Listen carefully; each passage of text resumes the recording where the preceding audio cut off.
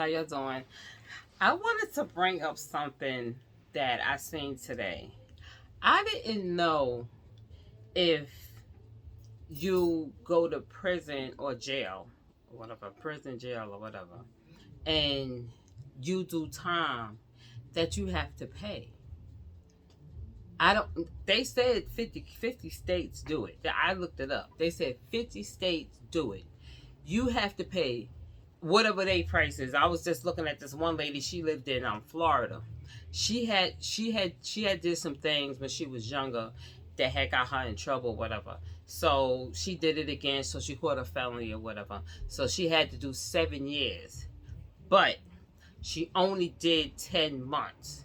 So now she got herself together, and I think she's trying to be either a RN or a RN or something like that. There, you know, they told her she owed $127,000 and more. Like, wait, what? $127,000 because for the time that she spent in jail, it just still ain't added up to 128, 127. Like, I don't understand that. But they said she owed $127,000. Like, I'm not understanding that. You mean to tell me you go to prison, you gotta pay to stay? And I'm gonna bring it up. Yes, I am. The migrants are getting thousands of dollars from New York and other states, Chicago or whatever else they at. They're giving them money and they don't have to pay any rent. So I don't understand that. Why come the migrants don't have to pay any rent?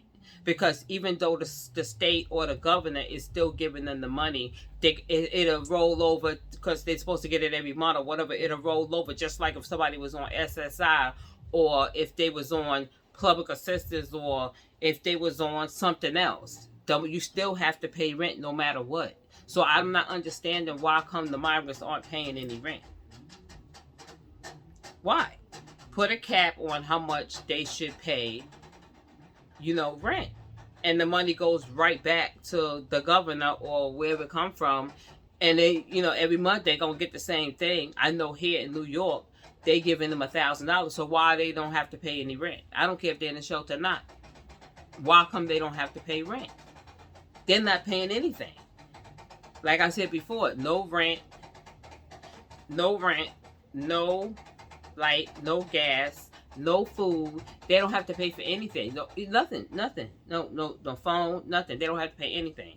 So I don't understand why the migrants don't have to pay rent. I don't know what that noise is, y'all, but it's coming from upstairs and it's freaking me the hell out, okay?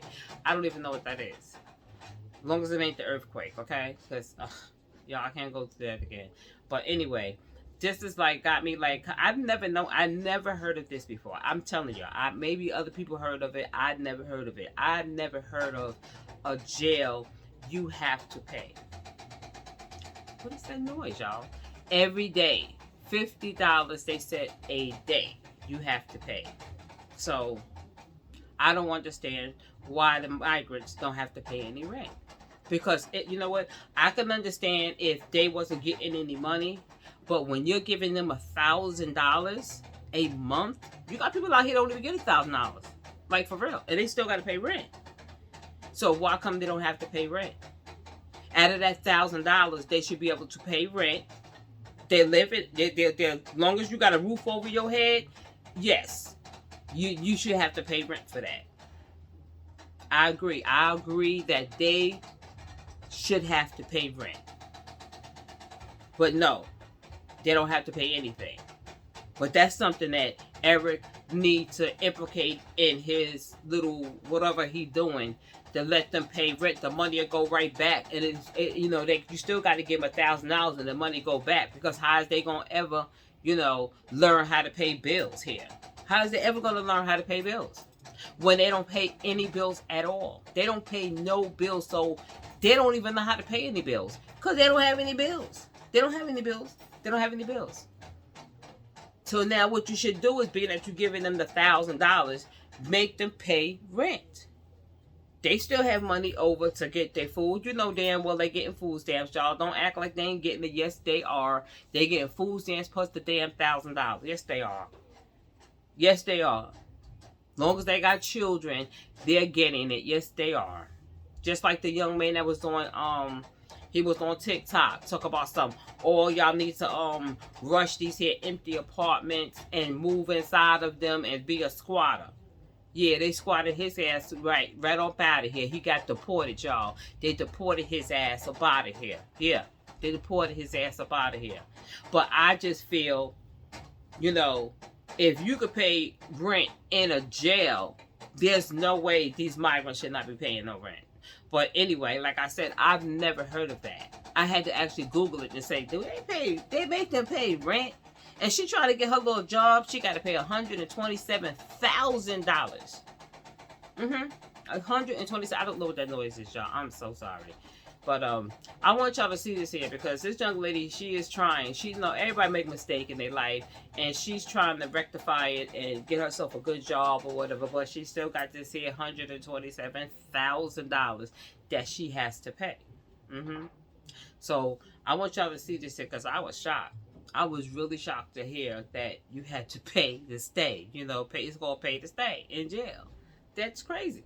That is crazy. But I want y'all to see this here, y'all. Tonight involves a common saying, you do the crime, you do the time. But when people are released from prison, it marks the start of new hardships impacting local families and communities. And new tonight, I-Team investigator Kylie McGivern digs into a Florida law many don't even know about. It's called pay to stay, charging inmates like Shelby Hoffman for their prison sentence, even if they're released early and regardless of their ability to pay.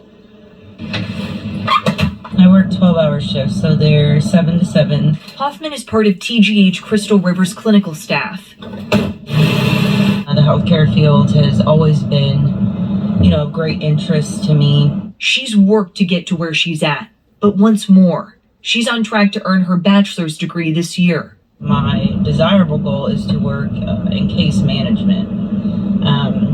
As somebody who is in recovery, doing case management is my way of being a part of the solution. And now, where I'm at today, I am truly being stopped by one single barrier, and it is a $sign. The state of Florida had what is called an exemption from disqualification, and they told me that you are not eligible because you owe over $127,000 for an incarceration fee from the state of Florida. What was your reaction? I cried. I was hysterically crying. I literally felt like my entire past just punched me in the face. So when I was 13, my parents split up.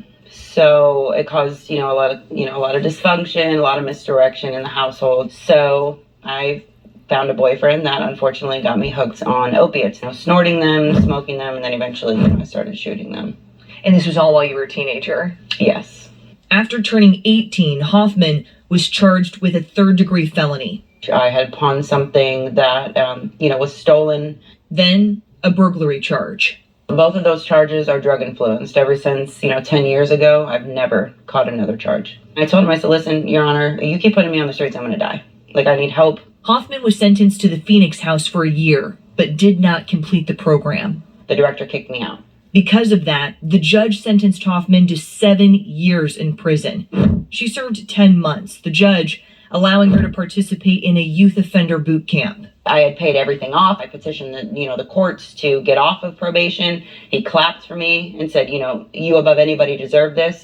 Congratulations, Ms. Hoffman. I've taken pictures with him, given him a hug, and he wrote me a handwritten Christmas card telling me he knew I could do it. I finally felt like, the book was closed. Your redemption is complete. Within 3 years, when applying for that exemption to work in case management, her dream job, Hoffman found out that she, like thousands of others, still owes the state $50 a day for the 7 years of her original sentence, $127,750. You charged me for a cell that I didn't occupy? I felt so tricked and so fooled. There is no ladder with them that will ever truly allow you to be a second chance anything. There isn't. and they make sure of it. Hoffman's grandmother, Linda, helped pay off what she said was thousands of dollars in other fines and fees. We thought everything was taken care of. I must not understand it right. I've probably got this wrong, but no, I didn't. Hoffman hired an attorney in an attempt to modify her incarceration costs to the 10 months she served. The judge denied the motion, pointing to state law. A court may not modify a legal sentence imposed by it more than 60 days after the imposition, and incarceration costs are based upon the length of the sentence imposed by the court at the time of sentencing. You are imposing something that I can't pay off in a lifetime. So I'm stuck. How is this possible? We think it's unconstitutional. Lisa Foster, co-executive director of the Fines and Fees Justice Center based in Washington, D.C., Florida charges a lot of fines and fees says it violates the excessive fines clause. because it's not proportionate either to the underlying offense or to a person's financial circumstances. In Shelby's case, what happens is she's saddled with over $120,000 of debt to the state of Florida that is a life sentence. I have a family now. Like, I have a daughter, a wonderful husband. I have a home.